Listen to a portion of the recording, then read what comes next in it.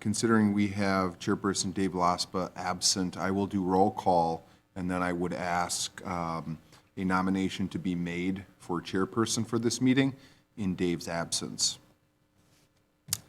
So, Chairperson Laspa is absent. Jerry Feith?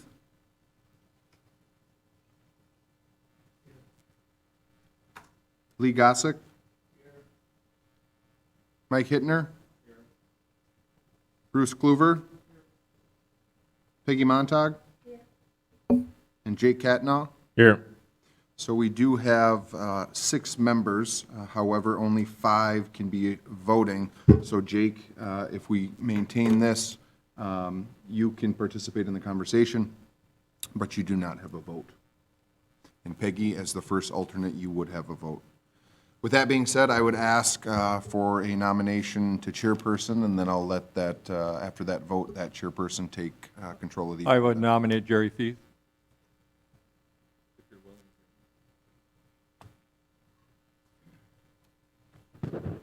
My nomination was going to be Mike Hittner. Maybe we could be co-chairs. That makes sense. Did you actually want to nominate Mike then? Yes, I do. Okay. So any other nominations? All right, so we'll have 2 items. The first will be Jerry Feith as the chairperson. All in favor say aye. Aye. Those opposed? Okay. And then the second item is for Mike Hittner to be chairperson. All those in favor? Aye. Those opposed?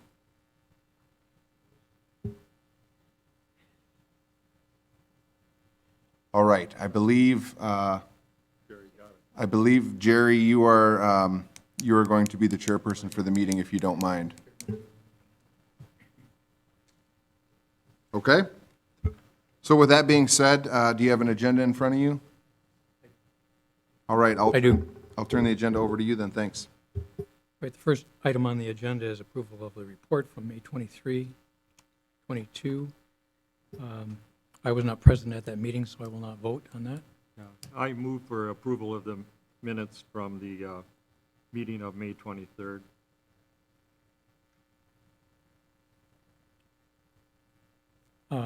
We have a motion. Did I hear a second? I'll second it. Motion and a second. And I think this can be a voice vote. So all those in favor? Aye. Aye. Ayes have it. Move on to the second item.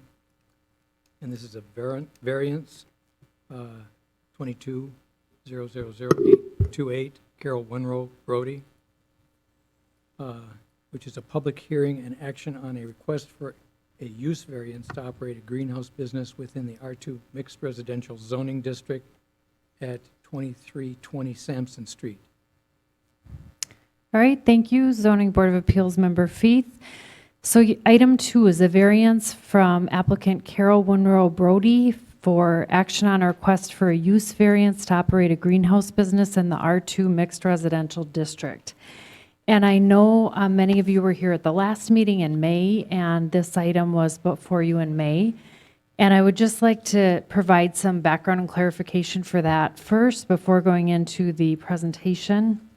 So it was denied in May, and what our requirements state is that there are a couple options available to applicants with denials.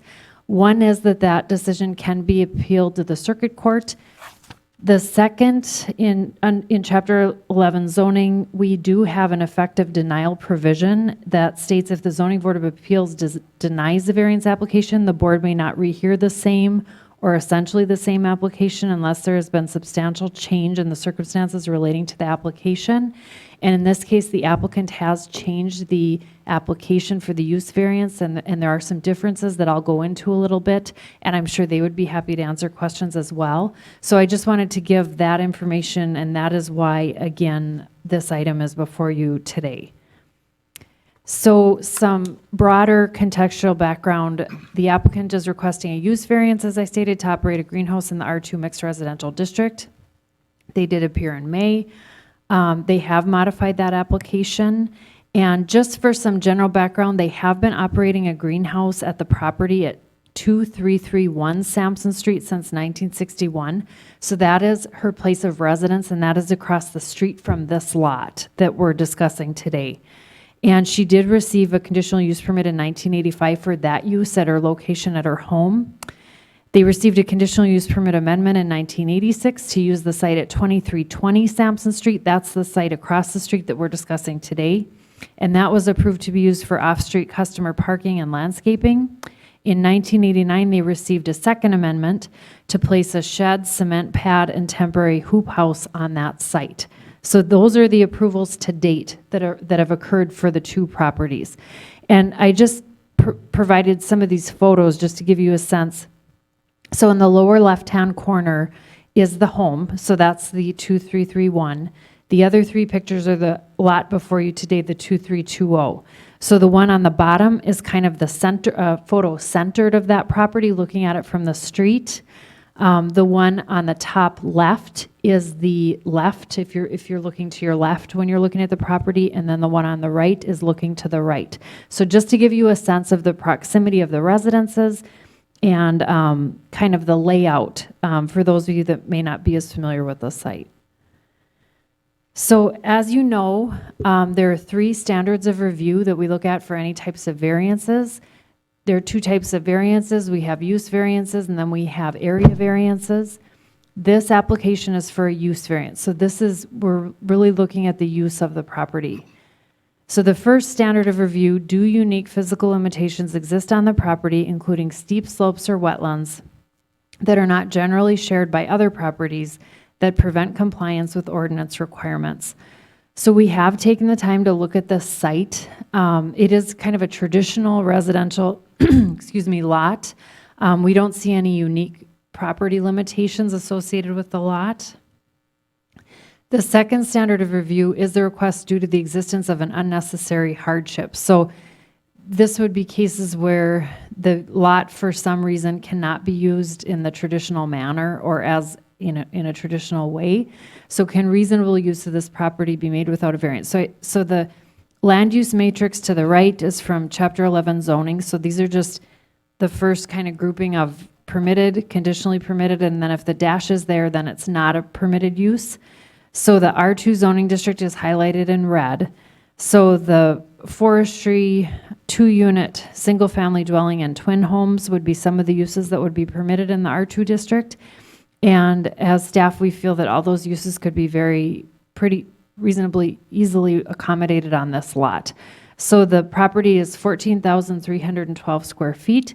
It's configured in a traditional residential manner, and reasonable use, including all the permitted uses listed here, of this property can be made without the variance. And then the third question we ask is, does the requested variance impact the interest of the neighbors, the entire community, and the general public? So we do have one email that was received, and I believe that was handed out to you. And Kyle did respond to that resident's question, so they did get a staff response. But just to give you, that was a correspondence that we did receive. So under analysis and findings, the intent of Chapter 11 zoning is to prohibit greenhouses in residential zoning districts except for the rural residential district. And I know I covered this in greater detail at the May meeting. So our rural residential district has a 5-acre minimum lot size. And in that district, greenhouses are conditionally permitted. But in other districts, in other residential districts, greenhouses are not a permitted use. And some of the short-term impact to the neighborhood could include increased traffic demand, parking issues, materials delivery and storage, and other demands associated with a commercial rather than residential use. However, it should be stated, a lot of these short-term demands have been in existence in this neighborhood likely. I mean, I don't, and the applicant can speak better to that, but I don't know that the intensity of that would change. It's more moving the, where they're being delivered maybe somewhat versus across the street as they were previously. And then long-term impacts could include increased diversion from the density and intensity of the residential neighborhood. And just to clarify, what I spoke to earlier and the way the use is changing. So there were three hoop houses proposed initially. One has been shortened pretty substantially to allow the neighbor to the north to maintain their view. And some other things that have changed is the applicant is proposing to retain the cut flowers, I believe, and they can give more detail, but at their home location, so they're retaining more of the business at the home location. So there are some changes to operation than were previously discussed. However, the staff recommendation is still to deny the application because we don't see unique property characteristics. We don't believe that a hardship exists. We believe reasonable use of the property can be made for the permitted R2 uses. And we believe there could be some negative impact to the neighbors in the community with the commercial use within a residential neighborhood. And I'll turn it back over to the chair. I guess at this point, I just open it for discussion. Yes. Thank you. So the staff recommendation is based off the current zoning code. In my opinion, the business has been around longer than this zoning code, which we've put in place. When the zoning code was written, the new zoning code, this should have been included, this specific property, or it should have been excluded that they can be allowed to operate this greenhouse. I mean, I think it would be crazy for us to start pushing out small businesses that have operated in the same place, the same neighborhood for decades. If you live in a house that's around the greenhouse, I think that you're used to it. If you purchased a house by the greenhouse, you knew it was there. I think what this board's responsibility is to look at the zoning code sometimes and see if it fits the appropriate way of how things have been done in areas like this for a long time, and perhaps this is a gray area that doesn't necessarily fit in the current code. But as a city, we've all known One Rose Greenhouse to be in the same place for a long time. I know I think my first job was there when I was 10. That was back in 2000, but it was there long before that. So to now push a small business out or restrict their capacity based on the zoning code is, I think, where this board can come in and say, no, we're going to support small business. And I seen it was denied last time, but I'm not a voting member today. Obviously, I hope everyone would reconsider that. There's lots of other examples, and if we go about this, I mean, there's businesses like Becker Vision was almost in the same neighborhood. There's a lot of others that are they going to come to us and we're going to deny them too. So I'd hate to set that precedence that we're going to be pushing small business out of areas they've operated for decades. And I think that's where we can come in and we can say this is an exception to the zoning code. Anyone else?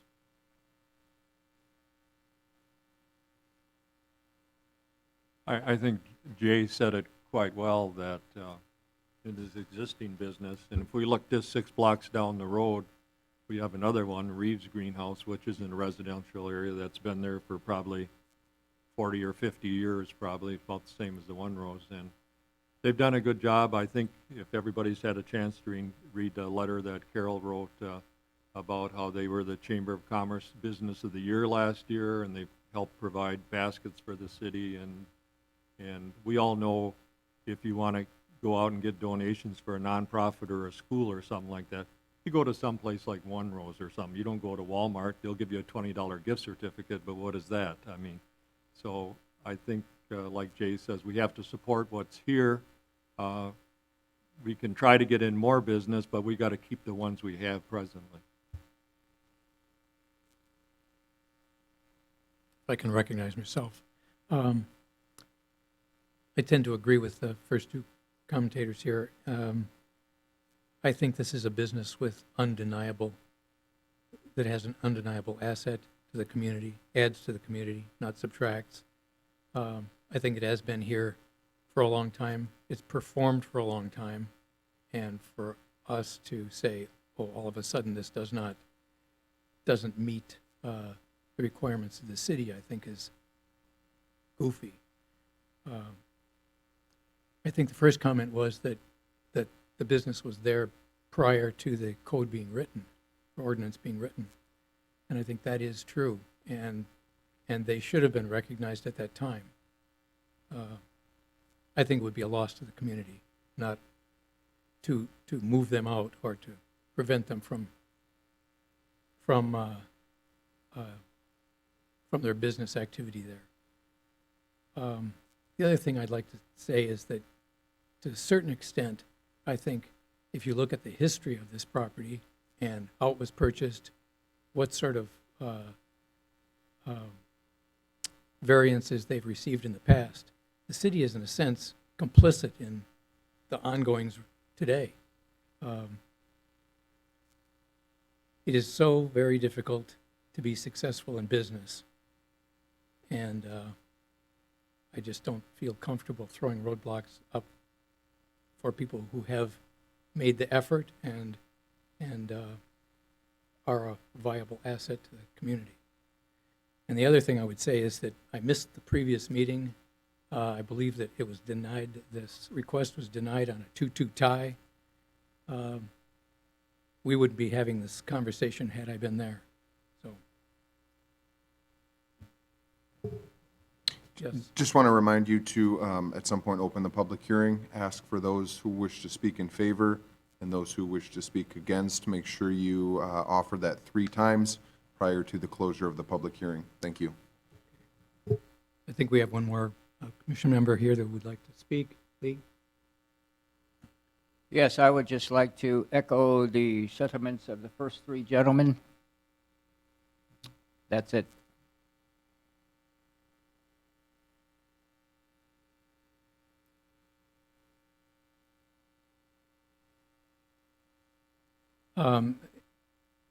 So I guess I'm probably going to need some prompting here. I don't see on the agenda that there is We just need Jerry to open a public hearing and ask all those in favor of the proposal, and we do it 3 times, and then after that, then we ask for who's opposed to it 3 times. what he said.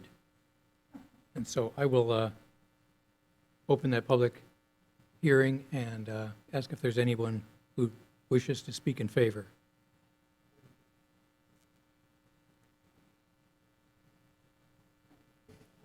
Thank you. Shane Blazer, Mayor, 2830 12th Street South, Wisconsin Rapids. I don't know what more to say. You've already said it. You know, this has been a long existing business. I've met with the Winrows. I understand the plan. It's not to greatly increase their business, but I think to better utilize the properties. I strongly support supporting the existing small businesses in our community and hope that you affirm their request. Thank you. Thank you. Anyone else speaking in favor?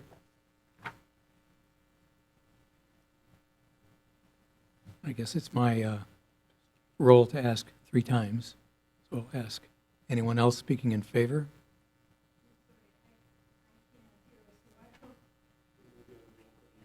Yes, please. Please identify yourself and...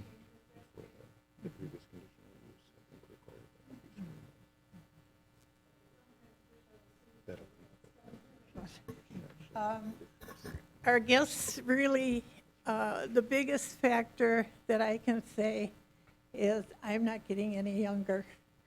And I just turned 80, and I don't know how long I can do this anymore.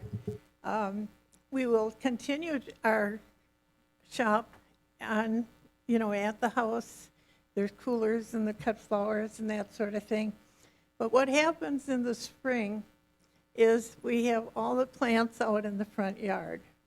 The weather turns, the hail comes, it rains, we have to go out every night, and I'm not in a position where I can do that anymore. So if we had the greenhouses across the road where the property is, we already have one over there, then Jeff could kind of take over that area and carry that end of the load for us from over there. So it would relieve me of a lot of stress and strain and everything. And we can't, if we can't go through with this, we probably can't continue. Sorry.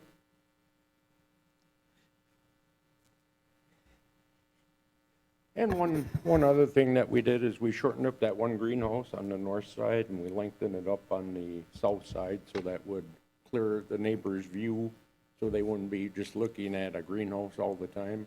By shortening that one up and making it into a potting area where I do all my cemetery planters and all my hanging baskets and stuff, you know, it would help, you know, continue to stock the greenhouses and stuff. That, we have one neighbor that's on the right side, and he said the only thing he asked is that he can sit in his front yard and still look down the street. And when we shortened up the one greenhouse on the side, where we'd make that into the area where Jeff would do his potting, and then the other greenhouse that's already there, that he used for potting before, and that's the one we also used for the classes and that we did for the city. We held classes out there, and Jeff taught different people how to do potting, hanging baskets, and pots, and that sort of thing. And that one we would use for the annuals, and then the one on the left side, and that neighbor just came over this morning. I'd never met him before, and he said, I said, did you get a letter? And I said, we had to go this afternoon, and he said, yes, he did, and he said he thought he wanted to come down here. And I said, well, you're more than welcome to come down. I said, but how do you feel about having the greenhouse next door? Because I had never talked to him before. And he said, it's wonderful. He says, we can just go across and get a plant anytime we need it, that sort of thing. Like the other people were saying, it's been there so long, I mean, everybody just knows it's there, and as far as, you know, additional traffic and stuff, that would not affect any. There would additional not be any traffic. more traffic there than there is right now with the people coming on that. And it would only be, the greenhouses would be from about the second week in April to the last week in June, or June or maybe the early first July. week in July.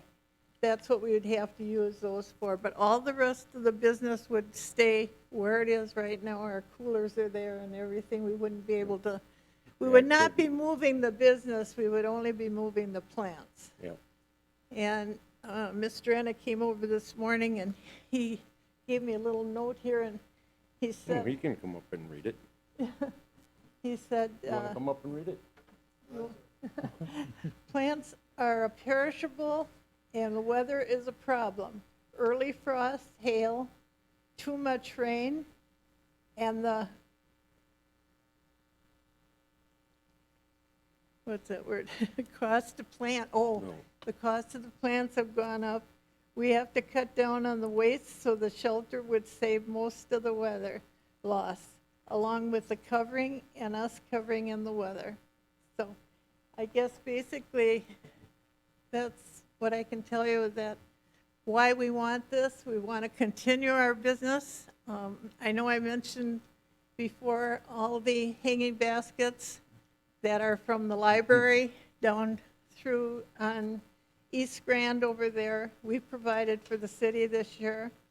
We did 18 churches for Easter this last year that we gave them their flowers and that. So I really don't want to, I always tell everybody, as long as God keeps me standing, I'm going to be there. But when it comes to this in the spring, I just can't do that anymore. We're out there at night.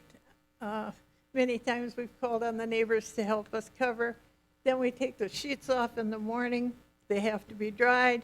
Either we throw them in the dryers, or we have to hang them over the fences and get them dry and ready for the next night.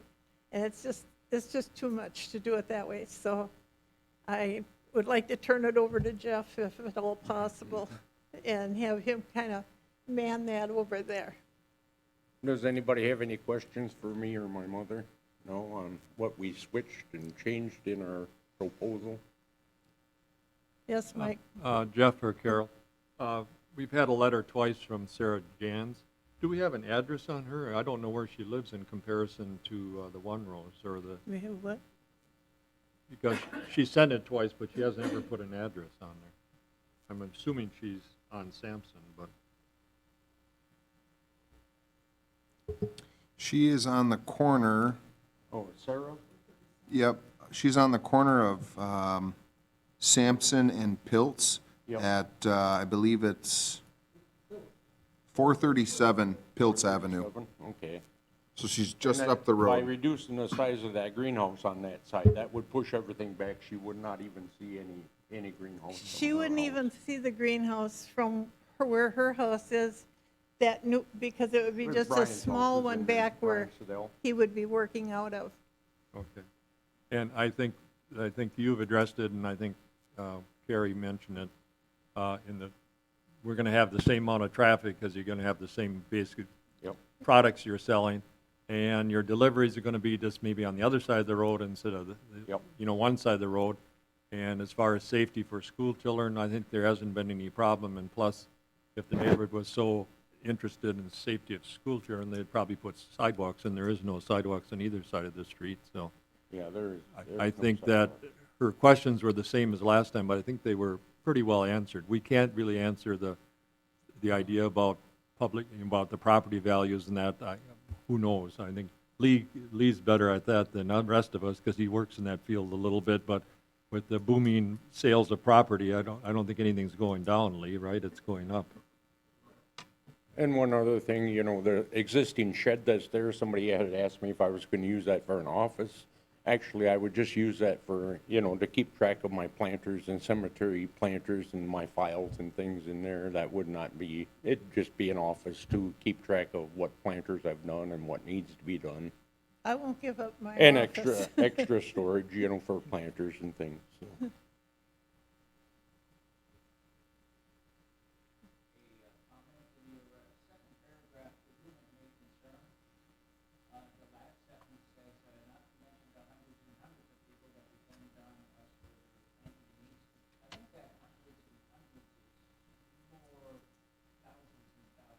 It is, probably. Thousands and thousands instead of hundreds.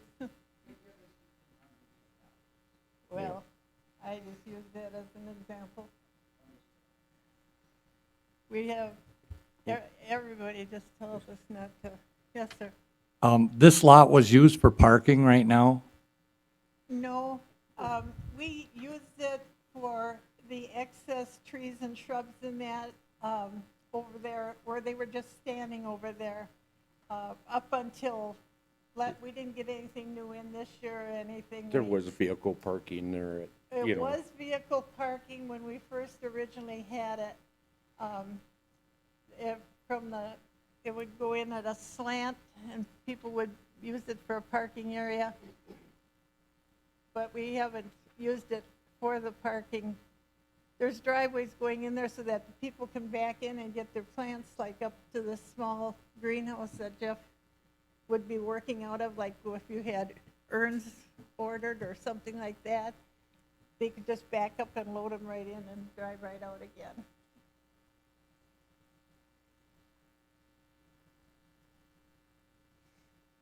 Thank you very much. Thank you. Thank you. Is there any other discussion?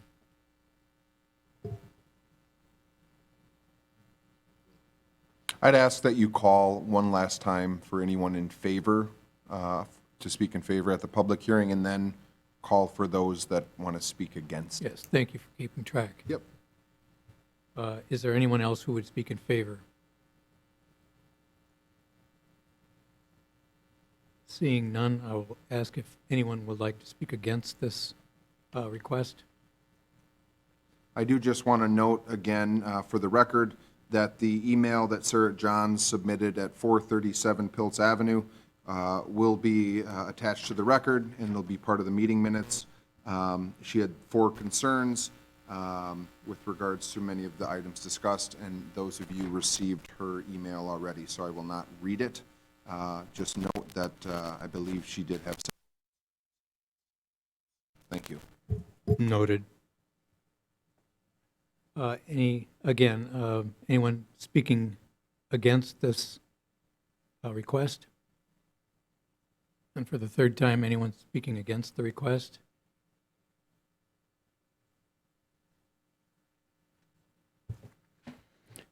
Tom Rome, 1220 22nd Street North, Wisconsin Rapids, 4th District Alderman, 2. The staff has, if I may make a comment or not, other than just opposing it, the staff has recommended against it. And I'd just like to read that the Zoning Board of Appeals shall base its decision upon the standard for variance described in 62.23, parent 7, parent E, parent 7, Wisconsin statutes, and applicable judicial interpretations of such statutes. So where comments of all that it's been, of how it's always been there or whatever, and how it always,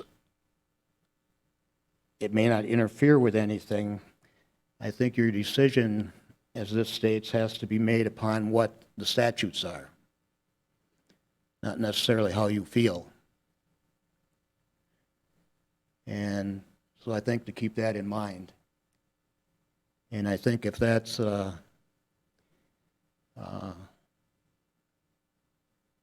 guess so to make your decision on that versus maybe personal feelings, as I think we've done many times in the past. And because that's, I think, what this board, this commission, this body, that's your jurisdiction to do, to go by what the rules are, to make a decision on that. And so I will leave it at that. And you'll make the decision.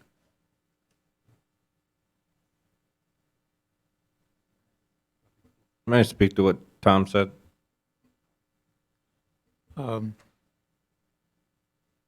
Having heard the people speaking for and against, I would close the public hearing at this time. And I think I would entertain a motion. Mr. Chairman, I would move that the variance be granted as requested. And if you want a reason, it's because it's been used for this similar purpose for probably 35, 40 years. 61 years. And so I think it just makes common sense. Unfortunately, in this day and age, I think it's important that we're here because we're the peers of the One-Rows and the peers of whoever comes before this. And sometimes we have to use common sense.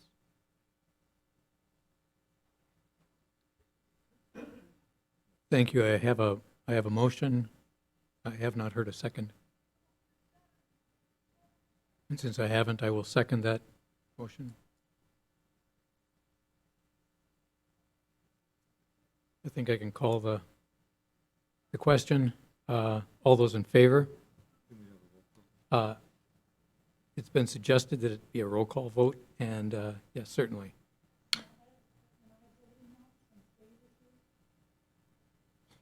Technically, no. Even if he abstains, you would not have a vote. Thank you. I'm going to call the roll on the vote. Yes, calling the roll. Dave Laspa? Against. That's a nay. Jerry Feith? Aye. Lee Gossick? Aye. Mike Hittner? Aye. Bruce Kluver? The motion passes 3-2.